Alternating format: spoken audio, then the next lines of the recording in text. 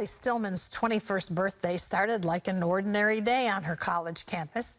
Then she noticed that a certified letter was waiting for her in her room. Inside that letter was a check that would radically change her life. Author, podcast host, and sought-after speaker, Molly Stillman dreamed of becoming a famous comedian.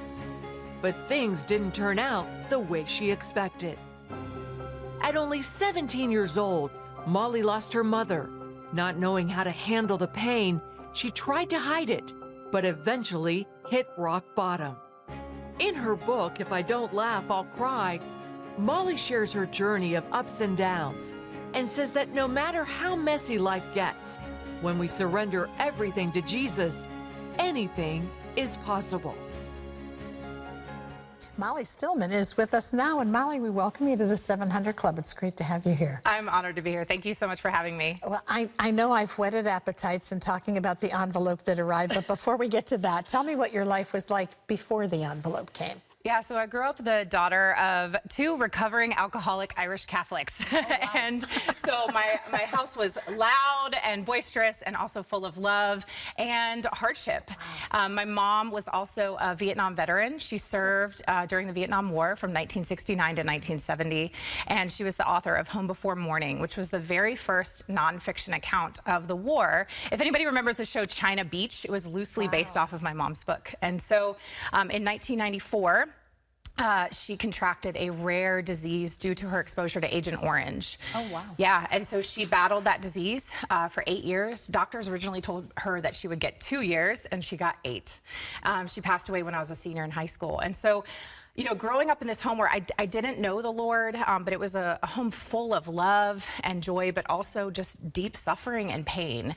And so I used humor and laughter and kind of just masking that pain. I used it as a coping mechanism. Well, you can do that for a while, but then when something big, like watching your mom, I mean, your mom's death came over a long period of suffering and time. How did that impact you? Big time. You know, if anybody's ever dealt with a chronically ill spouse or a child or a parent, it takes everything from you. I mean, it's financially, relationally, I mean, just everything. And it was just really hard growing up in this home where, you know, everything was doctor's appointments and hospital visits, and were we going to have to call 911 that night? And so every day was a gift. My parents knew actually that the disease would eventually take her. They chose to keep that from me. And so in a lot of ways, you know, my parents had this 8-year span to grieve, whereas my grief kind of rammed me in the face. Yes. Well, talk about, so your mom passed when you were a senior, you go on to college, and when you become 21, you hear about this certified letter that's arrived. Tell us about this. So, yeah, it was my 21st birthday, August 23rd, 2006, and I got a call. I went down to the campus mailroom, I pick it up, I open it up, and inside was a check for $250,000. Wow. And it was a surprise inheritance from my mother's estranged family's estate.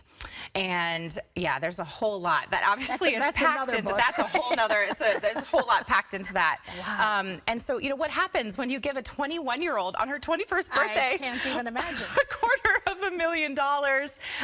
You know, I'm grieving. I'm struggling. I'm using kind of success and identity to cope and to. That's where I'm finding my purpose at that time. And so only disaster can happen from there. 2 years later, you find that you've plowed through the $250,000, and not only that, but you're in debt. Yeah. Where does that leave you?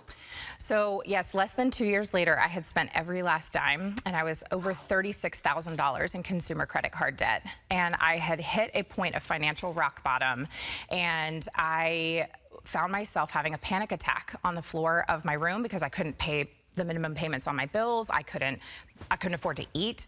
And I called my bank, just trying to get some of those overdraft fees forgiven. And on the other end of the line, I heard compassion.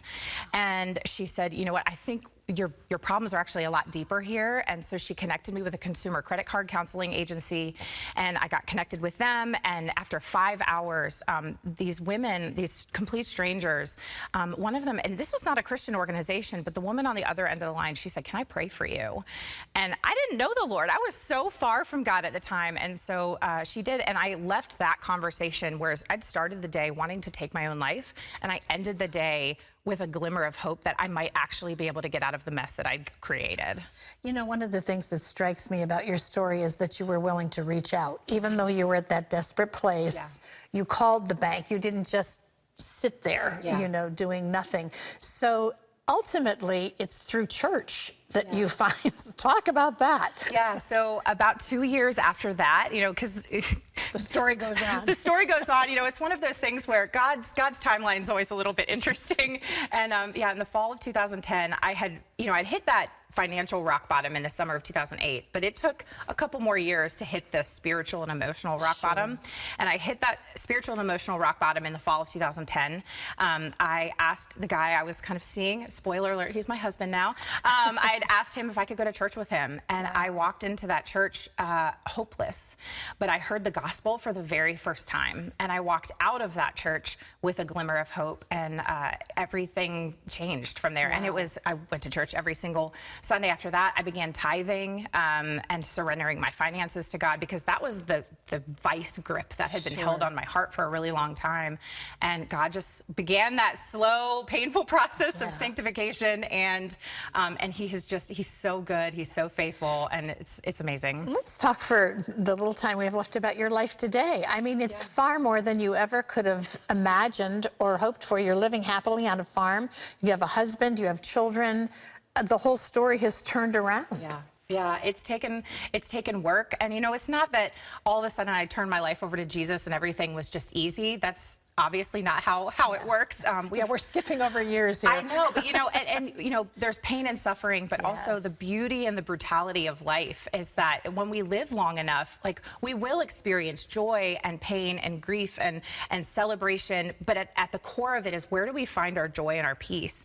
And so surrendering my life to Christ really gave me the opportunity to build a foundation on his word, and that no matter what happens around me, if I lose it all tomorrow, I still have joy, I still have peace, because I have him, and he's so good. And the bottom line of your amazing story is that it is a journey, and God uses it all, the good, the bad, and the indifferent. You know, I mean, he gives purpose and meaning to all of it. I just want to mention that Molly's book is called If I Don't Laugh, I'll Cry. Haven't we all been there? Well, I just want to say this book is available nationwide. Molly Stillman, thank you. Wonderful to have you here. Thank you for sharing your story so candidly. Thank you so much for having me.